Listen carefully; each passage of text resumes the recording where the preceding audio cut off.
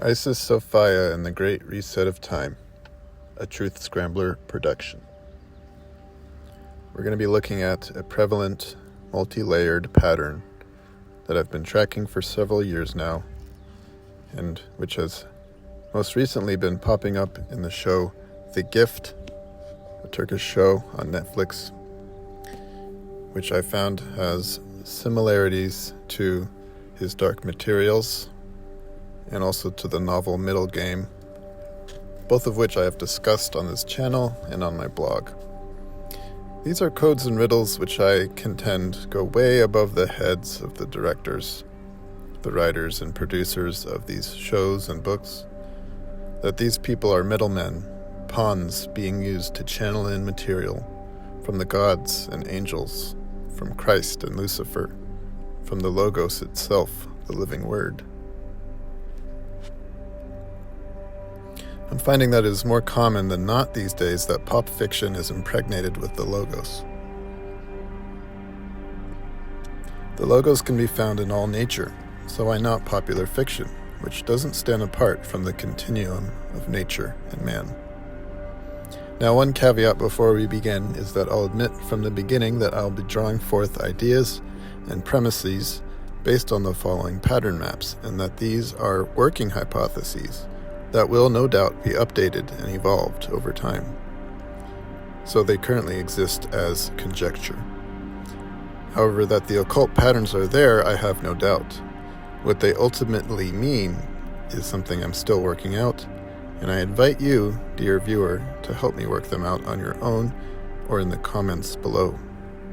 So let's jump in. The show The Gift initially centers around the mysterious symbol seen here, which shows up on the cave walls within the famous archaeological site Göbekli Tepe, and also happens to be the same symbol that painter Atiye has been painting her whole life without knowing why she's so obsessed with it. When she learns that her symbol is at Göbekli Tepe, she goes there to investigate it, meets up with Erhan, the archaeologist, and the two of them get swept up into cosmic forces of destiny, discovering special powers and a unique role she plays as part of a mysterious bloodline. Her and Erhan, who eventually fall in love and bear a child, a daughter, play the symbolic role, I believe, of Sophia and Christ, or Adam and Eve, or Isis and Osiris, depending on what symbol system you want to use, but it's all really the same story, as we will see. Let's look graphically at the symbol itself, which can be compared to the number 8. Because it came to my attention in the comments on one of my recent videos about the 8th sphere, that in some occult texts, the 8th sphere is described not as a hellish, demonic realm, but actually as the realm of the fixed stars or starry heavens. So to quote from the Corpus Hermeticum, "Then being naked of all the accumulations of the 7 rings, the soul comes to the 8th sphere, namely the ring of the fixed stars. Here, freed from all illusion, it dwells in the light and sings praises to the Father, in a voice which only the pure of spirit and the angels may understand.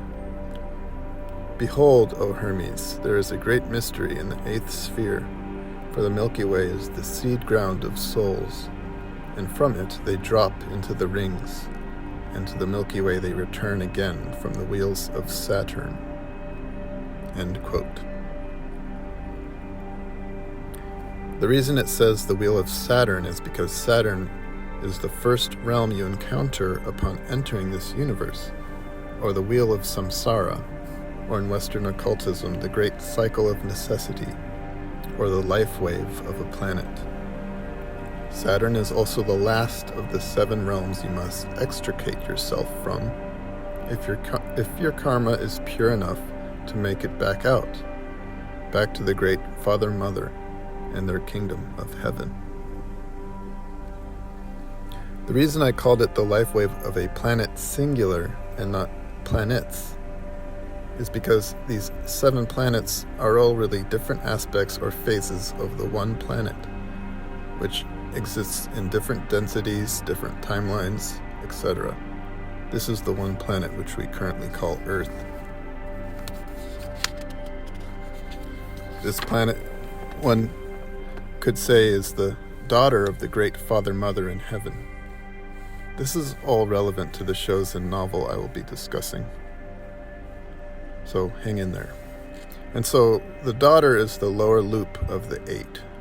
Earth in her material phase, 3D Earth, where the souls who incarnate here are faced with the knowledge of good and evil, and through this can fall further, if they're not careful, fall all the way to hell, which is also called the 8th sphere in certain occult circles.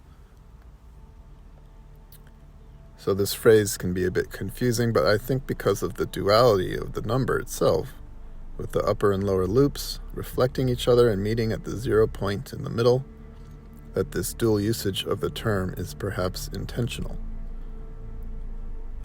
In order to save your soul from the lower density we're currently in, surrounded by evil and decay and materialism, in order for the lost daughter to be found, and by the way, the daughter of Atiye and Erhan is kidnapped in the show, she must spear the eye of the needle. She must spear it, the 0 point in the torus field of the 8.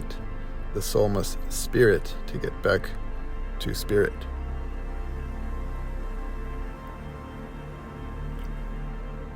Now, Earth in one of her higher phases is called Venus.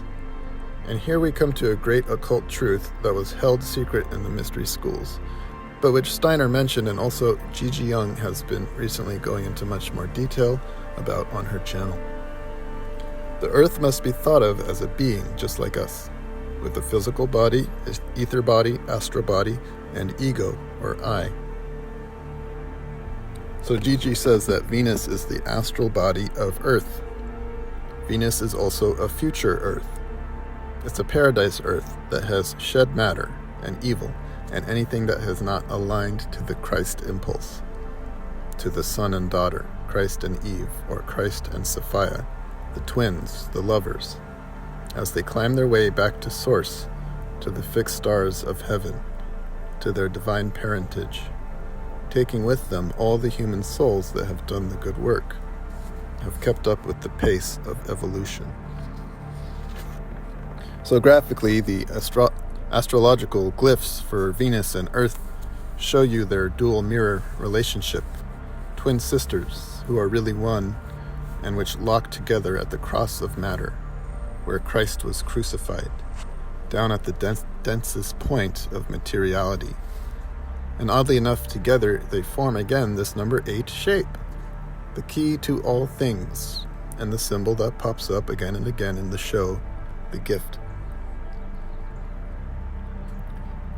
Here in this screenshot from the gift, we see Venus being thrown in almost as an aside, as if for those with eyes to see. Sometimes the loops of the symbol appear more as spirals. And later in the show, the meaning of these spirals is revealed here in episode 6, where the spiral is clearly a symbol of the womb as gateway for souls into incarnation, but also the cosmic womb as we enter the great wheels, as I showed earlier, the 7 rings spiraling down, and then finally and very slowly over many lifetimes spiraling back up.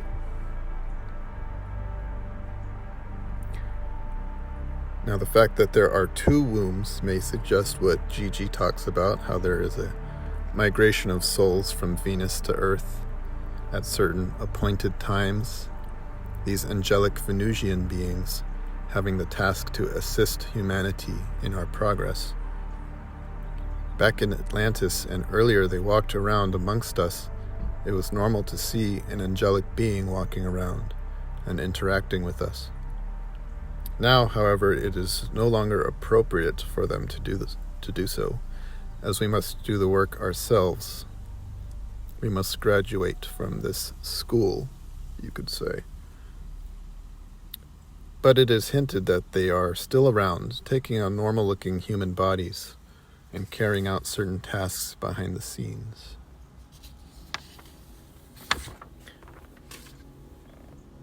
Now, what are these cosmically appointed times where such migration is possible? Again, using this show as our map, it is when the sun and the star Sirius come under a special alignment or conjunction. This opens a gate, and it is very important for the dark occultists who want to control world events to control the gate when it opens, which means making sure that Atiye, the heiress of this special bloodline, is there at that gate and under their control when Sirius hits that alignment. So in this screenshot, we see the 8-pointed star representing heaven or the 8th sphere. We see the diagram of the constellation containing Sirius, the dog star, and below the photograph of Atiye's grandmother, who, like Atiye, has psychic gifts, can touch people and see into their souls, their memories, and even into their possible future destinies. It isn't stated directly in the show, at least so far, and I'm almost finished with the last season. But it seems likely that, to conclude, that this special bloodline was somehow quickened by Venusians or contains Venusian blood. I don't know, again, this is conjecture. But their special gifts, hence the title, The Gift. What's clear is that these gifts are inherent in all of us, not just them, but remain latent or undeveloped in the masses of humanity. But in the future, in a future epoch, we will all be blessed with these gifts, these psychic abilities. At least those of us who are, again, keeping up with the pace of evolution.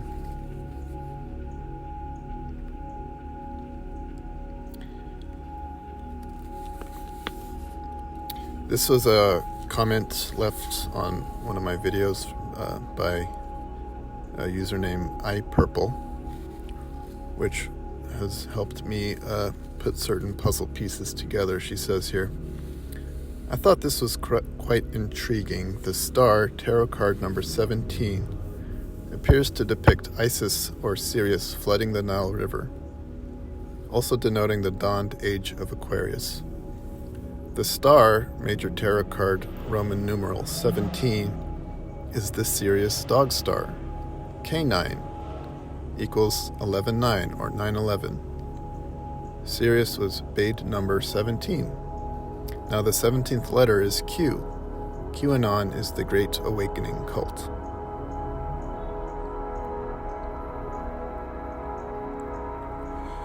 So in Egypt, the rising of the Sirius star in summer came with the flooding of the Nile during the dog days of summer.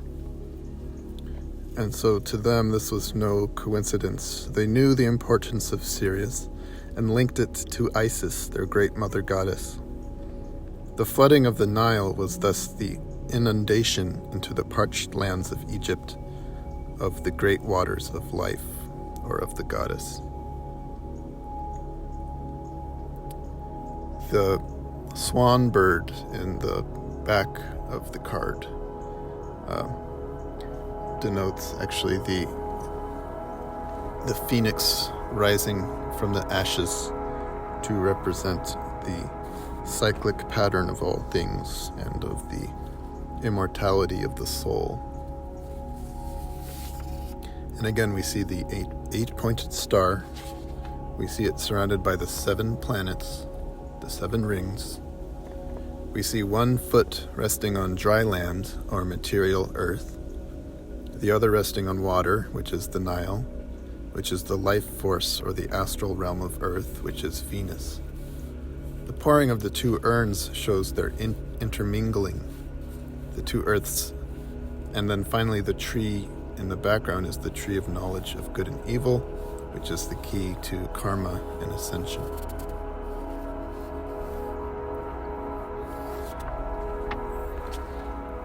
Some more research on the flooding of the Nile. This is a quote I found from an article listed below. It says, the Egyptians believed the Nile flood was caused by the tears that Isis, or the great mother of all gods and nature, shed after her husband Osiris was murdered by his brother Seth. So in the cosmic drama, the god and goddess are separated. At one level, it's separated twins, like in Middle Game. At another level, it's separated lovers, like in his Dark Materials. Lyra and Will are from different parallel worlds or dimensions, and cannot survive for long in the other's world. Although Will has a subtle knife that can cut a rift or portal between the worlds. So at the end, they make a Christ-like sacrifice to separate in order to save the multiverse. Another curious fact I found is that Lyra also had a childhood friend named Roger, who was murdered, and the boy twin in Middle Game is also named Roger.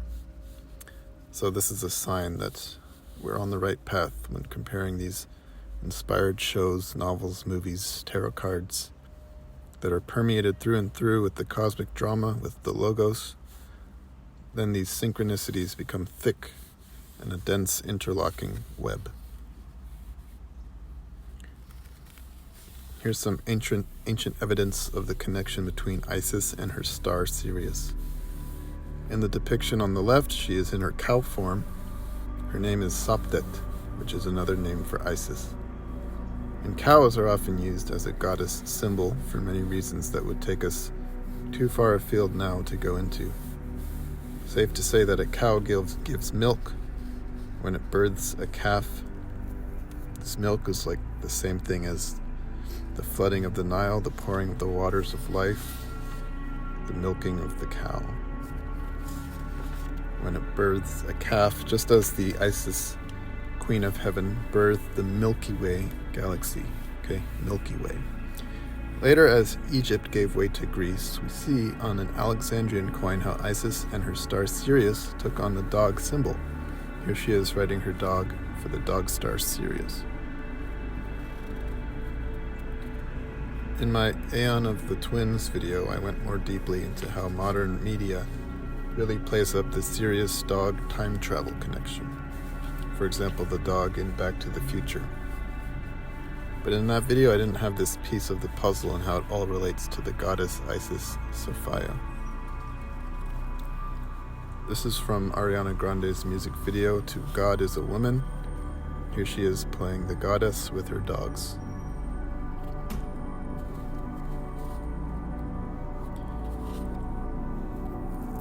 From that same I think that's the same article, quote, "As Orion rises before Sirius, you can see the ancient myth of Isis searching for her lost husband played out before you as the constellation Orion appears to move through the sky ahead of the beautiful star. Isis on his back, note the position of the three belt stars, with Isis Sopdet below, framed by the trees, upraising him. Remember, in the myth, Isis reconstitutes her husband Osiris from the 13 pieces that Set Typhon tore apart. But she couldn't find his phallus, which was eaten by a fish. She had to erect a golden phallus instead, and inseminated herself with it.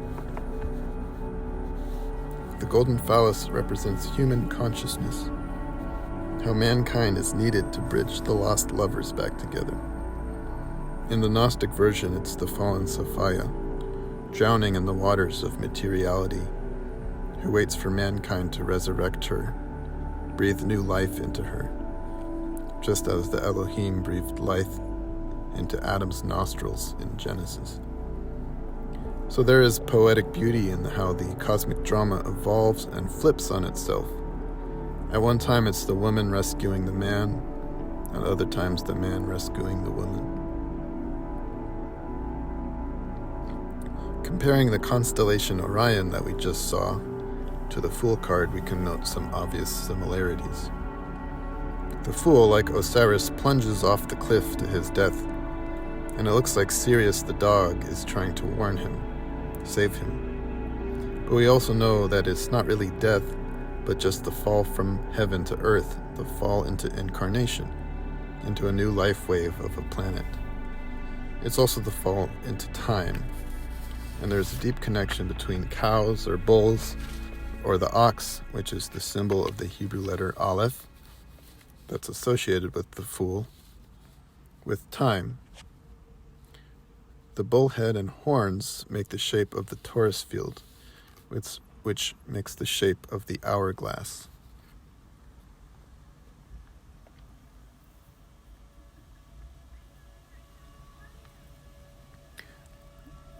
So in the words we have time, tom, tempo, temporality, atom, Adam.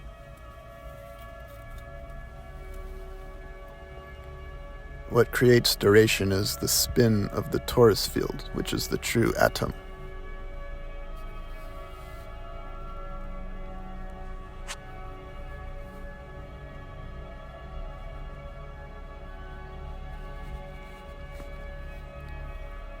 In The Gift, Season 2, Episode 6,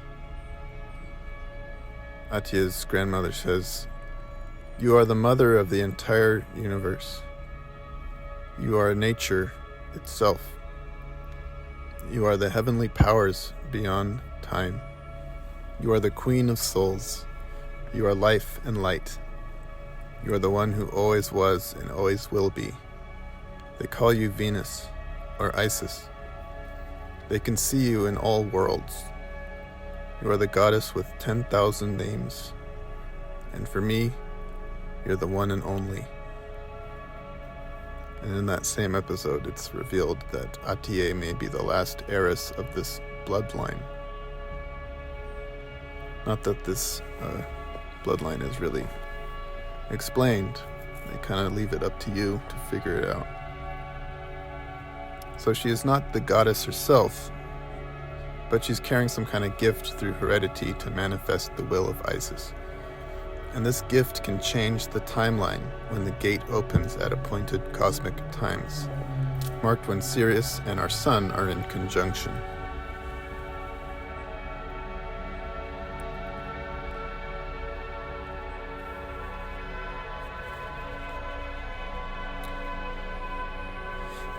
So, spoiler alert, Season 1 of The Gift ends where Atiye goes into the tunnels of Göbekli Tepe at the Sirius-Sun conjunction, just as what her destiny stated, at the opening of the gate, and changes the past. She didn't know that was going to happen. All she knew was that she was grieving for her sister who had just been murdered as a result of the dark occultists who were looking for her. So she felt guilty, and this will to save her sister's life, which she subconsciously took into the gate with her, it manifested in a new timeline being built on the ashes of the old one. In the new timeline, her sister never died, but only because many other things changed in her past as well. Her sister now living a completely different life and not even recognizing Atiye anymore.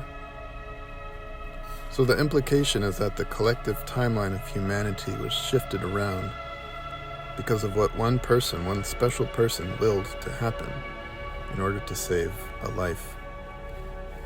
This is the power that Atiye has, the power in her mysterious bloodline that has some kind of connection with Venus. And this power is what the dark occultists are well aware of and wish to harness for their own sinister ends. The reason I'm spending so much time on this is because it's not just this show. These ideas are resonating with a lot of other shows and books, as we'll see. As specific as this plot is, a very similar motif plays out in his Dark Materials, where it's Lyra, the main character, is prophesied to be the latest reincarnation of Eve from the Bible, and that she will be tempted anew, and the decisions she makes will affect the whole multiverse.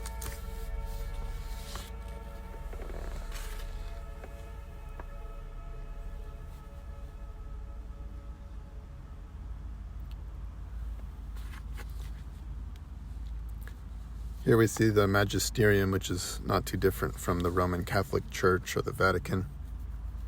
Thinks that Eve falls into sin through being corrupted by sex, but what they don't realize is that it is Lyra and Will's love for each other, the innocence of it, and the sacrifice they make for the collective by choosing to live apart, is actually what heals the multiverse and seals all the cracks, the portals that allowed demonic specters in from one world to the next.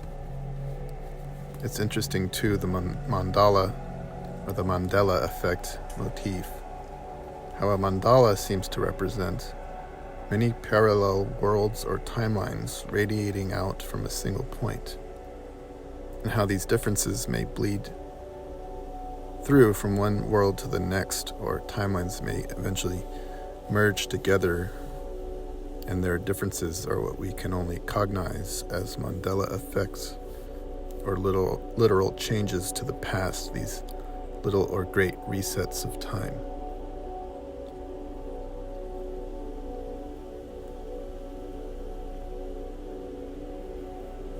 And could it be that CERN is aware of these things and tracking these things?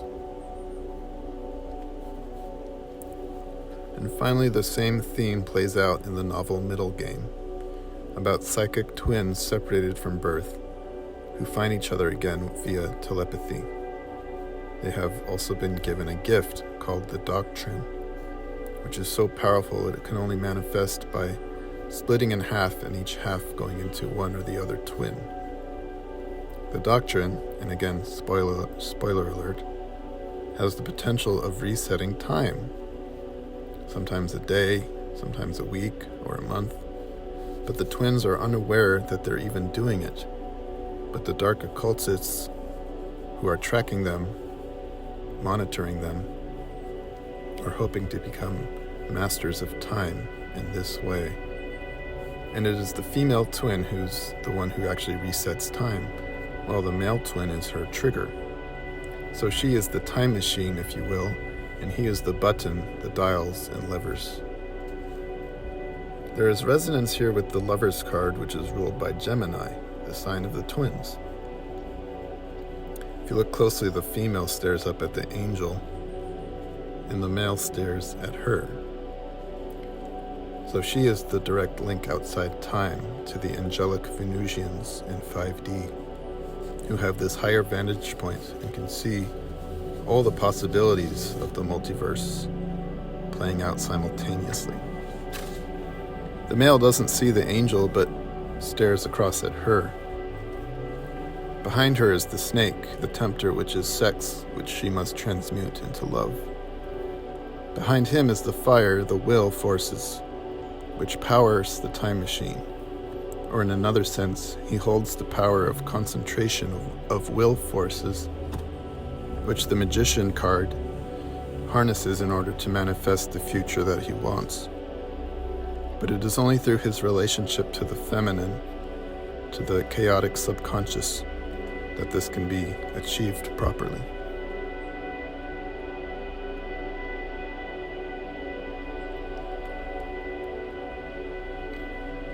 In episode 8 of season 2, Atia is giving birth to her daughter, and her grandmother says, Adam and Eve, Jesus and Magdalene, Isis and Osiris, whatever you call them, they've been looking for each other since a time without time. At the end of this journey, when they find each other and look in each other's eyes, the earth will be reborn. You are every woman, Atie. Now is the time for you two to unite on earth.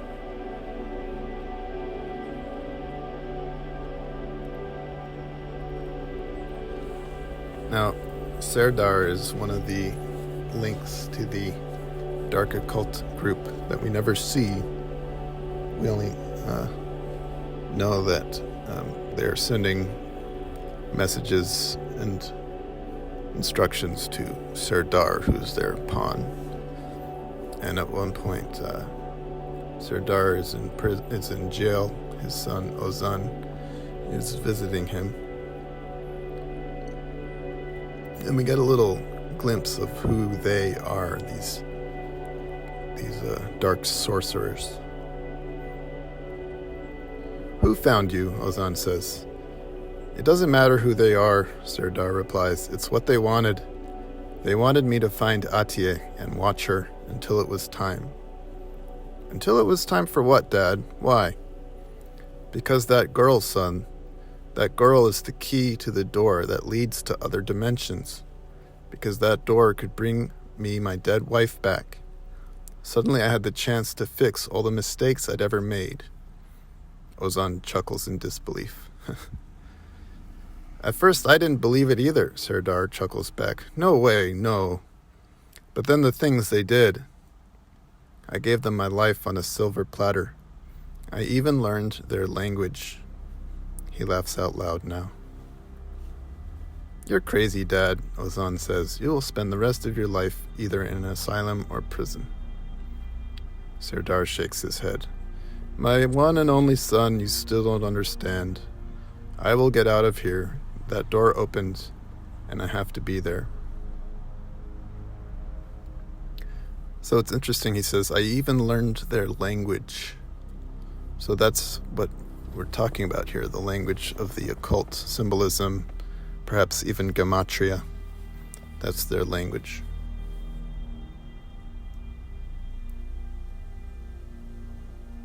Serdar also wears a black cube ring, which is very interesting. If you've been following my work, you know about the black cube.